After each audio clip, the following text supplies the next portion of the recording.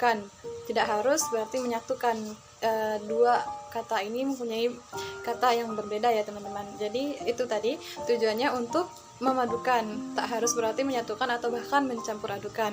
Itu pengertian dari integrasi ilmu. Untuk yang kedua ada kita akan membahas mengenai jenis-jenis ilmu. Nah, di sini menurut Quraish Shihab, kata ilmu dalam berbagai bentuk terdapat atau disebut sebanyak 854 kali dalam Al-Qur'an. Nah, menurut Imam Al-Ghazali membagi ilmu menjadi dua macam. Ada ilmu fardu ain yang artinya di sini ilmu agama, dan juga fardu kifayah atau ilmu non agama. Nah, yang mana fardu ain berarti adalah semua orang wajib. Kewajiban setiap orang atau kewajiban pribadi, individual ataupun personal masing-masing orang yang menjadikan prioritas dalam belajar ilmu. Sedangkan fardu kifayah itu sendiri kewajiban setiap kelompok, di mana harus ada yang melaksanakannya, ibaratnya perwakilan. Apabila tidak ada sama sekali, maka satu kelompok tersebut akan salah ya, atau berdosa di sini. Nah, dapat diartikan bahwa ilmu agama itu harus dikuasai setiap individu yang merupakan suatu kewajiban. Yang salah itu adalah ketika kita tidak belajar ilmu agama, bukan ilmu umum. Maksudnya ilmu umum itu sifatnya fardu kifayah. Fardu kifayah berarti yang bisa diwakilkan. Oke, lanjut ke bahasan berikutnya. Konsep dan pentingnya integrasi ilmu. Integrasi ilmu pengetahuan itu dapat diartikan sebagai penggabungan antara berbagai disiplin ilmu. Sementara jika dilihat dari latar belakangnya, integrasi ilmu itu muncul karena adanya arus sekularisasi yang terjadi. Secara bahasa, sekularisasi itu sendiri berasal dari bahasa Latin, yaitu speculum, yang berarti masa waktu atau generasi, yang secara istilah dimaknai sebagai dunia masa kini. Setidaknya kita bisa menyebut bahwa integrasi yang kita inginkan adalah integrasi yang konstruktif. Ini bisa dimaknai sebagai suatu upaya integrasi yang menghasilkan kontribusi baru untuk sains dan agama, yang tak bisa diperoleh jika kedua terpisah, atau bahkan integrasi diperlukan untuk menghindari dampak negatif yang mungkin muncul jika keduanya berjalan sendiri. Integrasi agama dan sains memberikan suatu langkah-langkah yang sistematis untuk mencapai ide tersebut, diantaranya yang A. Penguasaan disiplin ilmu modern. Penguraian kategoris mengenai disiplin ilmu dan kemajuannya di zaman sekarang harus dipecah menjadi kategori-kategori, prinsip-prinsip, metodologi-metodologi, problema-problema, dan tema-tema yang mencerminkan dan terisi dalam sebuah buku teks pelajaran dalam bidang metodologi.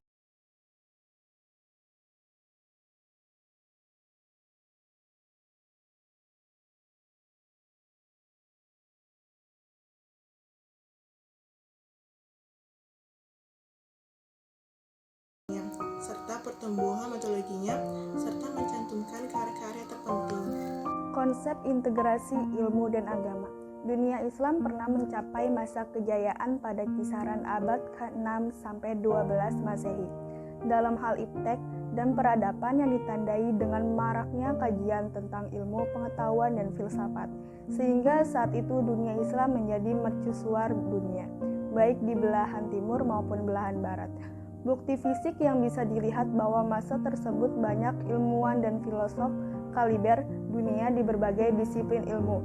Misalnya dalam bidang fikih muncul nama Imam Malik, Imam Syafi'i, Imam Abu Hanifah, Imam Ahmad bin Hanbal.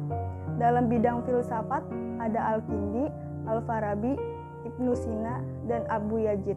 Dalam bidang sains Ibnu Hayyam, Al-Khawarizmi, Al-Razi, dan Al-Mas'udi. Pada pertengahan abad ke-12 Masehi, masa kejayaan yang pernah dicapai dalam dunia Islam sedikit demi sedikit mulai pudar dan menjauhi dunia Islam. Hal ini disebabkan karena terjadinya disintegrasi pemerintahan Islam yang berimplikasi pada munculnya sekte-sekte politik yang separatif dan kontradiktif. Sebagian sekte secara politis memproklamirkan akan ketertutupan pintu ijtihad dan yang secara perlahan akan berpengaruh pada pemaknaan agama yang eksklusif serta mengisolasikan ilmu pengetahuan dan filsafat dari dimensi agama. Hal ini berdampak pada terjadinya stagnasi sains di dunia Islam. serta berimplikasi pada kerapuhan dan kelumpuhan umat Islam dalam berbagai aspek kehidupan, baik faktor ekonomi, politik, militer, maupun pengembangan keilmuan. Kondisi di atas ditangkap dan dimanfaatkan oleh dunia barat untuk menancapkan kaki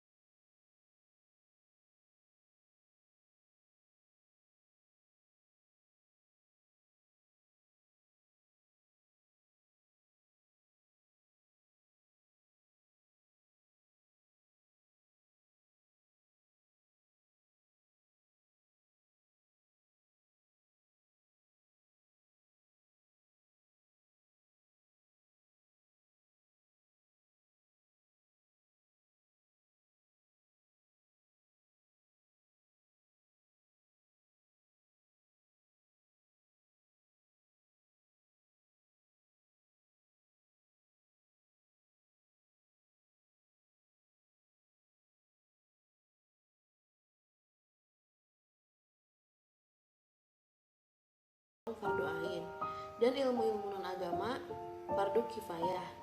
Dampaknya banyak umat yang mempelajari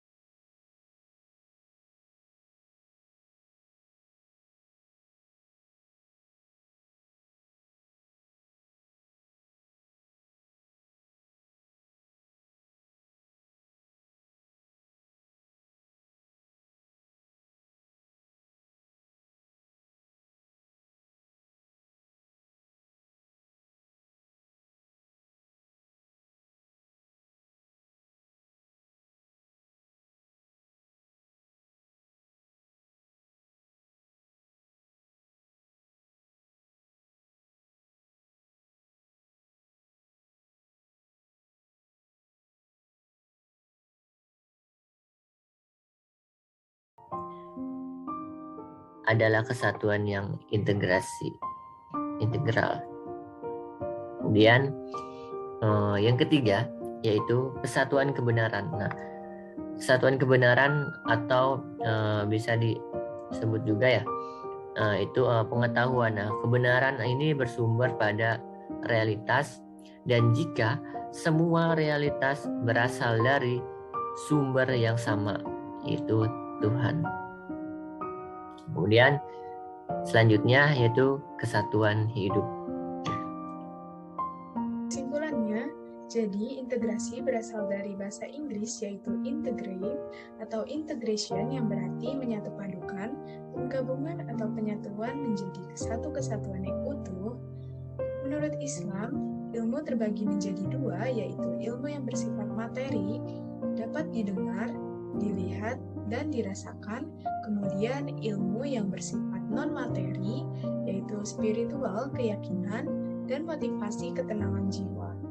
Para pakar mengenai hubungan ilmu dan agama yang dapat dikelompokkan ke dalam 4 mazhab. Integrasi ilmu agama dan ilmu umum ini adalah upaya untuk meleburkan polarisme antara agama dan ilmu yang diakibatkan pola pikir pengkutupan antara agama sebagai sumber kebenaran yang independen dan ilmu sebagai sumber kebenaran yang independen pula.